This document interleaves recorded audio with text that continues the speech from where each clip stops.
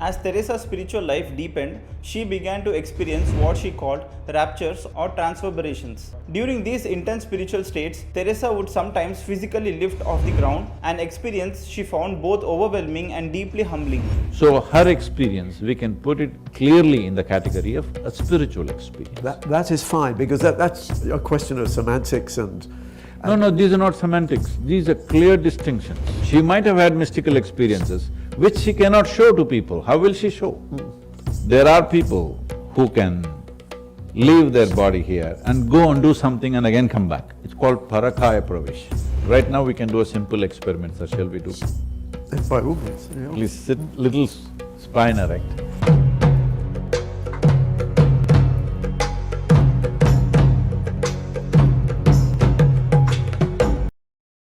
Interested in the phenomena of levitation, for example.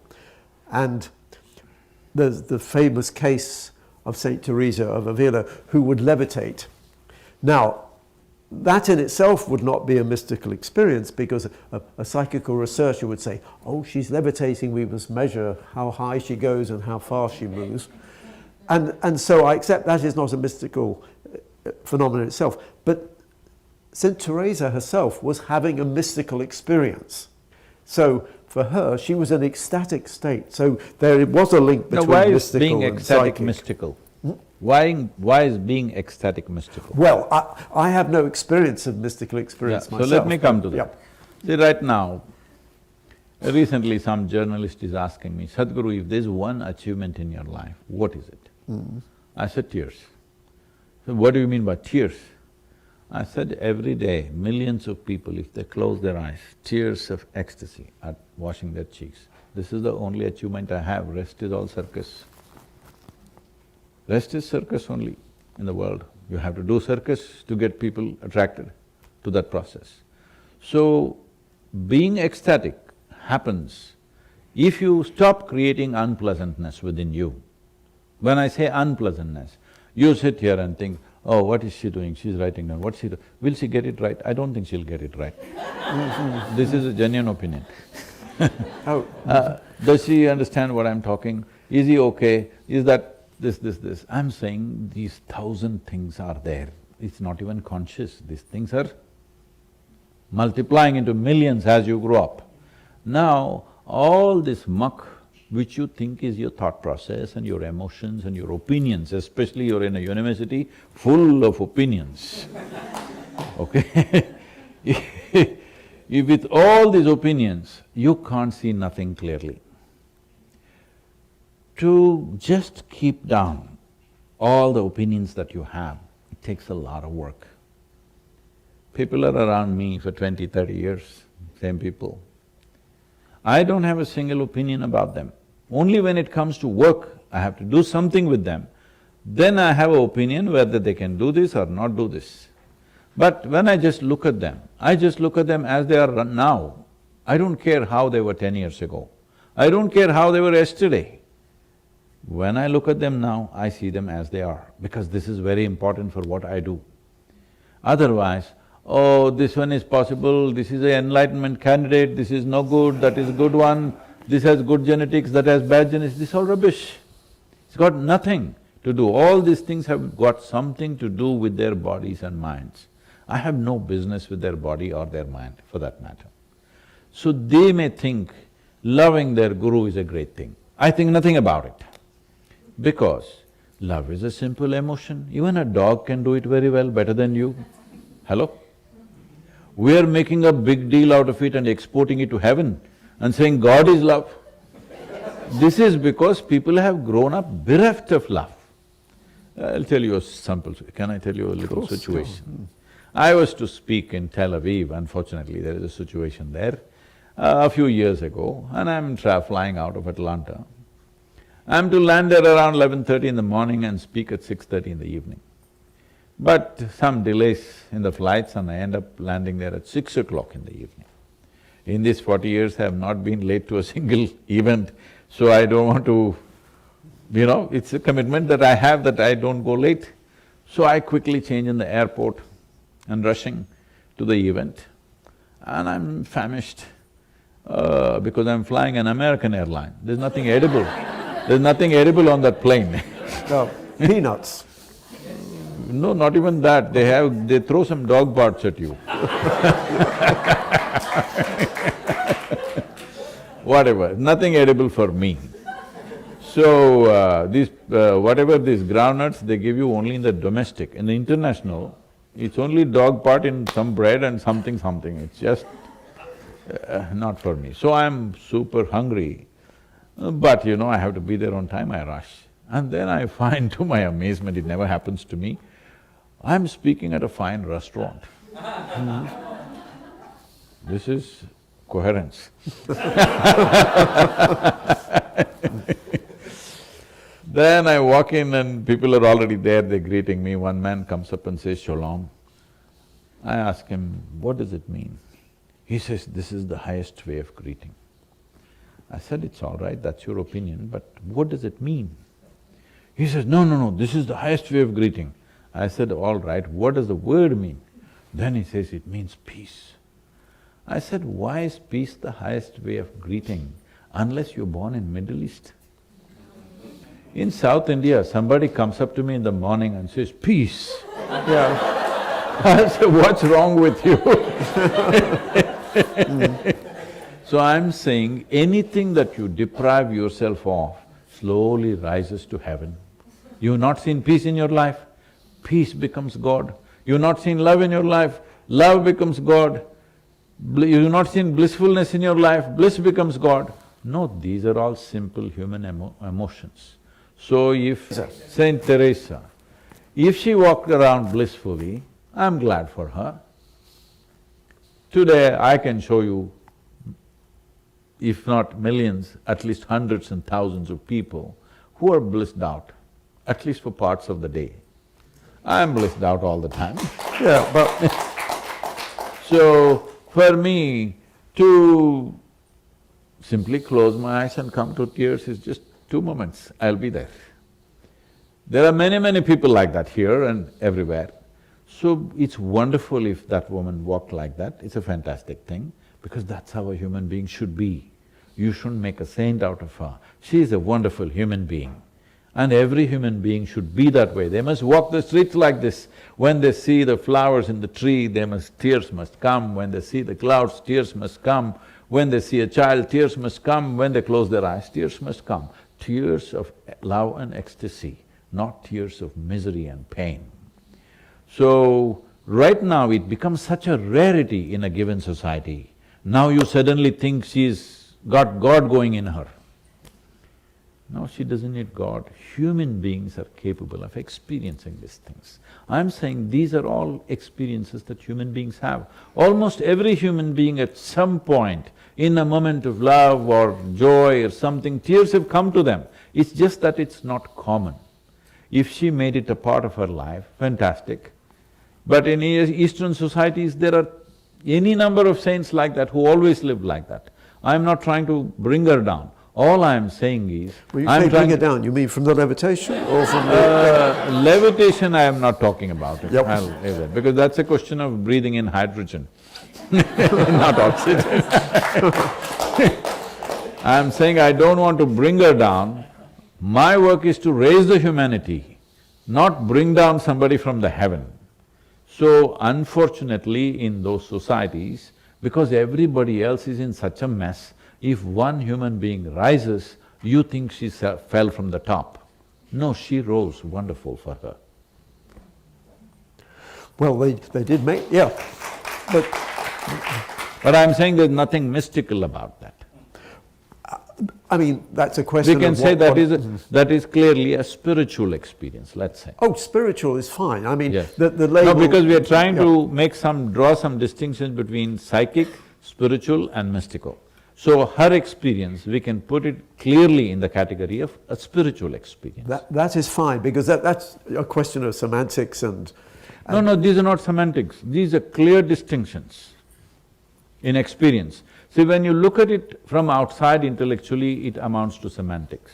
In terms of experience, what happens in my body is physical, what happens in my mind is mental, what happens in my emotions is emotional, what happens in my spirit is spiritual, is distinctly there, nobody can question that.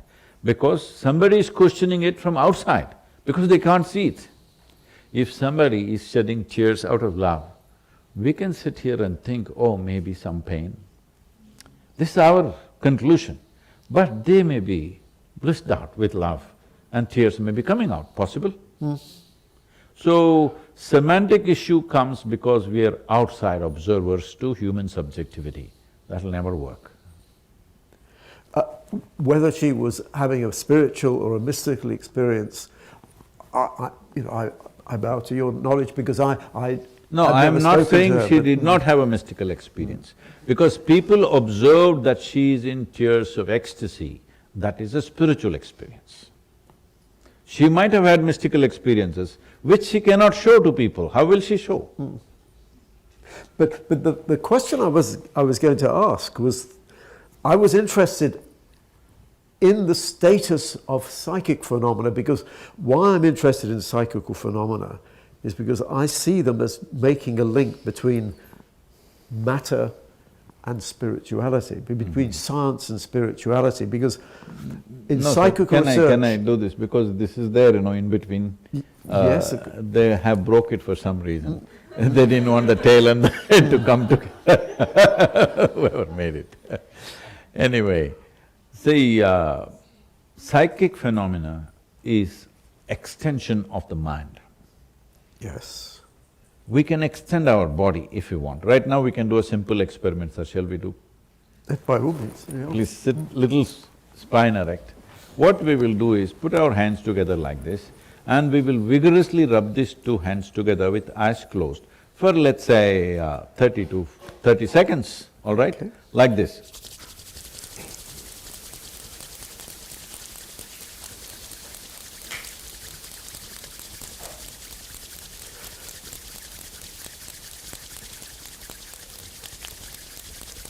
Thirty seconds is a long time. Well, my species presence is changing, yeah. Now, keeping your eyes closed, just separate them by 3 to 4 inches.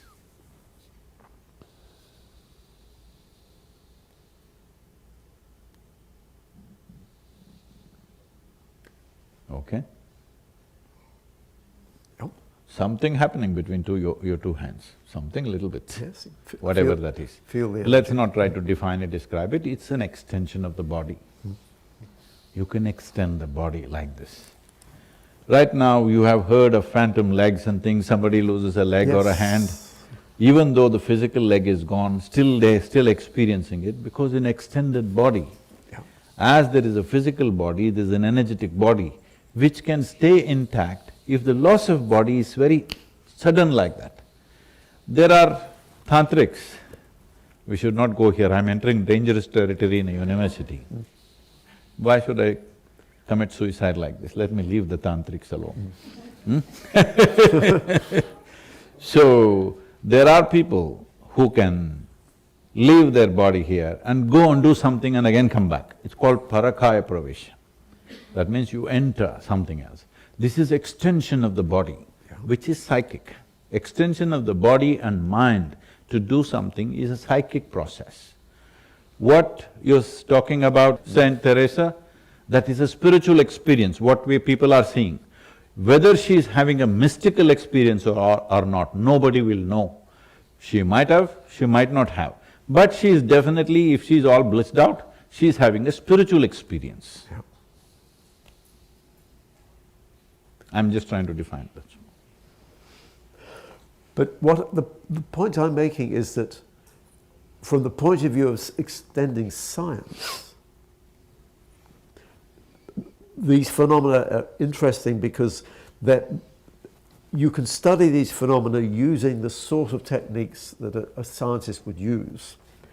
You can test for telepathy in a laboratory, you can test for psychokinesis, whether you can affect… Because it's all psychic phenomena, telepathy, telekinesis, whatever other things that people are talking about, this is all psychic phenomena which I am personally not interested in because that will not in any way rise a human being beyond their limitations. Exactly. It will only make them little more competent.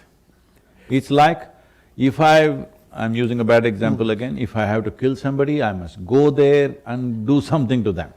But if I have a gun from here, I can shoot them. This is psychic phenomenon. From here, I can do things.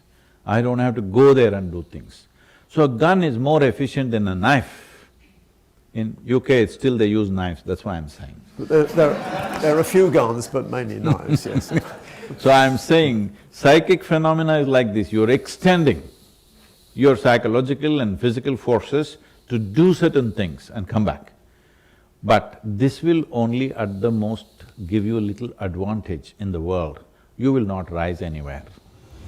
Saint Teresa of Avila, born in 1515, was a Spanish Carmelite nun and one of the most prominent figures of the Catholic Reformation. Her life was marked by intense mystical experiences, many of which she documented in her writings. These experiences began as deep inner struggles and profound moments of prayer, which eventually led to more extraordinary phenomena, the experience of levitation. As Teresa's spiritual life deepened, she began to experience what she called raptures or transverberations. These were moments when she felt her soul was being drawn closer to God. During these intense spiritual states, Teresa would sometimes physically lift off the ground, an experience she found both overwhelming and deeply humbling. Frequency and humility. These levitations were not rare occurrences for Teresa. She detailed them in her autobiography, The Life of Saint Teresa of Jesus, describing the sensation as sudden and uncontrollable.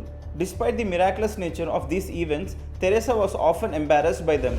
She feared that others might misunderstand her experiences as a desire for attention or special recognition. Out of humility, she prayed fervently for the levitations to stop, although they continued. Witnesses to the miraculous. Teresa's levitations were witnessed by many around her, including fellow nuns and religious figures. These witnesses provided testimony that added to her already formidable reputation as a mystic. They described seeing Teresa rise several feet off the ground, usually during moments of intense prayer or during the celebration of the Mass. While these episodes deepened the reverence others had for her, they also increased her own discomfort with the attention they brought. Legacy and canonization. Despite her reluctance to focus on these experiences, Teresa's levitations became a significant part of her legacy. They were viewed as signs of her deep union with God and her extraordinary spiritual life. After her death in 1582, the Church began the process of canonization, during which her mystical experiences, including levitation, were carefully examined.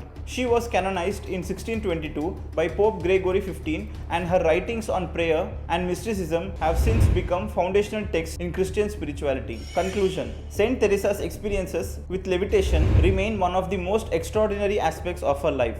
They reflect the intense and at times overwhelming nature of her mystical union with God. While Teresa herself viewed these experiences with humility and even trepidation, they have become a powerful symbol of her sanctity and her deep transformative relationship with the divine.